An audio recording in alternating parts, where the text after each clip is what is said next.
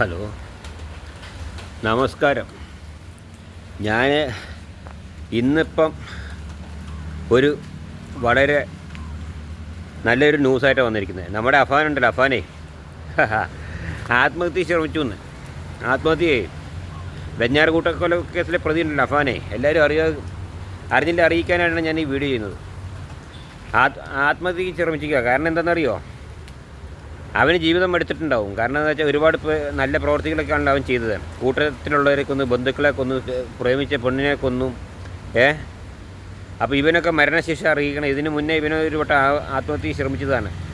അപ്പോൾ ഇന്ന് രാവിലെ പിന്നെ സെൻട്രൽ ജയിലിൻ്റെ ശുചിമുറിയിൽ അവിടെ ഉണങ്ങിക്കിടന്ന ഒരു തോർത്തുമുണ്ടോ ഏതോ തുണി ഉപയോഗിച്ചിട്ടാണ് കയറൊക്കെ കെട്ടി മുറുക്കി, അല്ല ശരിക്കും തുണിയൊക്കെ വരിഞ്ഞ് കഴുത്തിൽ കൂടി കുരുക്കിയിട്ടൊക്കെ ആത്മഹത്യ ശ്രമിച്ചു. അപ്പോൾ അവിടുത്തെ ജയിൽ വാർഡൻ ഇത് കണ്ടു. അദ്ദേഹം വേഗം ആ സംഭവ സ്ഥലത്ത് തന്നെ വേഗം എത്തി. അദ്ദേഹവും പിന്നെ വേറെ ഒരുപാട് ആൾക്കാരും കൂടി, അവിടുത്തെ പോലീസുകാരെല്ലാവരും കൂടി കൂടിയിട്ടുണ്ടാവും. എല്ലാവരും കൂടെ ഇവനെ രക്ഷപ്പെടുത്തി ഇപ്പോൾ തിരുവനന്തപുരത്ത് മെഡിക്കൽ കോളേജിൽ ആശുപത്രിയിൽ എത്തിക്കുക. ഞാൻ ചോദിക്കുന്നത്, ഈ ആശുപത്രിയിൽ എന്തിനാണ് ഇവൻ എത്തിച്ചിരിക്കുന്നത്? ഇവൻ പോണ വഴി കൊടുങ്കട്ടവൻ. ഇവനെ ഒരുപാട് ആൾക്കാരെ കൊന്നതാണ്. നല്ല പ്രവൃത്തി ഒന്നും ഇവൻ ചെയ്തിട്ടില്ല. പിന്നെ എന്തിനാണ് ഇവനെ രക്ഷിക്കുന്നത്? എവിടേക്കാണ് ഇവനെ കൊണ്ടുവന്നത്? രക്ഷിച്ചിട്ട് എങ്ങോട്ട് കൊണ്ടുപോകാനാണ്? ഇവനെ വാഴ്ത്തപ്പെട്ടവനായിട്ടൊന്നും വെക്കാനൊന്നും പറ്റില്ല. കാരണം വെച്ചാൽ ഇവൻ ഒരുപാട് പ്രവർത്തികൾ പിന്നെ കൊലപാതകങ്ങൾ ചെയ്താണ്. ഇപ്പോൾ ഇവൻ്റെ വല്യമ്മ, അതുപോലെ തന്നെ വേറെ സഹോദരനെ, പ്രേമിച്ച പെണ്ണ്, അതുപോലെ ഒരുപാട് ആൾക്കാരെ ഇവൻ്റെ കൂട്ടത്തിലുള്ളവരെ തന്നെ കൊന്ന്. അപ്പോൾ അങ്ങനെയുള്ള ഇവന് എങ്ങനെ നേരാകുന്നല്ല. ഇപ്പോൾ ഇവന് ചെയ്ത തെറ്റിനെ പറ്റിയിട്ട് നല്ല കുറ്റബോധമുണ്ട്.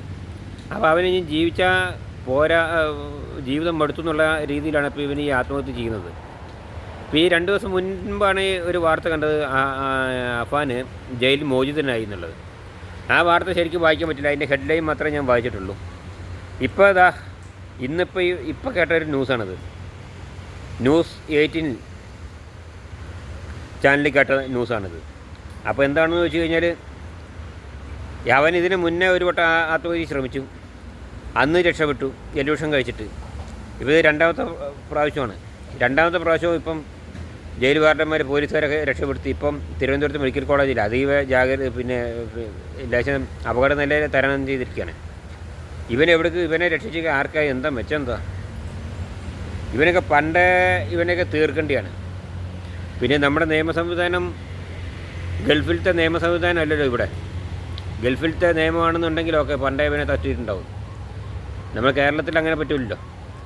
അപ്പോൾ അതിൻ്റെ പേരിൽ ഇവൻ ജയിലിലായിരുന്നു. ഇവനെ സെൻട്രൽ ജയിലിൽ, സാധാരണ സബ് ജയിലിലും ജില്ലാ ജയിലിലൊക്കെ അടക്കലുണ്ട്. ഇവനെ സെൻട്രൽ ജയിലിൽ ഇവൻ്റെ കൊലപാതകത്തിൻ്റെ കാഠിന്യം, കാരണം ഇവൻ അത്രയും വലിയ കാഠിന്യമുള്ള കുറ്റമാണല്ലോ ചെയ്തിരിക്കുന്നത്. അപ്പോൾ അതുകൊണ്ട് തന്നെയാണ് ഇവനെ ഈ സെൻട്രൽ ജയിലിൽ പാർപ്പിക്കാൻ കാരണം. അപ്പോൾ അവിടെ രാവിലെ ഈ തടവുകാർക്ക് ഈ TV ഒക്കെ വെച്ച് സിനിമ കാണിക്കുക, അല്ലെങ്കിൽ പരസ്യം കാണിക്കുക, അല്ലെങ്കിൽ എന്തെങ്കിലും ഒരു ഇതൊക്കെ ഉണ്ടെന്നാണ് ഇപ്പോൾ ന്യൂസിൽ പറയുന്നത്. അങ്ങനെ ഒരു പരിപാടി ഉണ്ട് അവിടെ. അപ്പോൾ ഈ തടവുകാരൊക്കെ ഒപ്പം ഇവൻ ഇറങ്ങിയതിന് ശേഷം ഇവൻ എന്ത് ചെയ്യുന്നത് വെച്ചാൽ, ഞാൻ പുറത്ത് പോയിട്ട് ഇപ്പോൾ വരാമെന്ന് പറഞ്ഞ് പോയതാണ്. അങ്ങനെ പോയിട്ടാണ് ഇവൻ ശുചിമുറിയിൽ പോയിട്ട് ഈ പണി ഒപ്പിക്കുന്നത്. മനസ്സിലായില്ലേ? എന്താണ്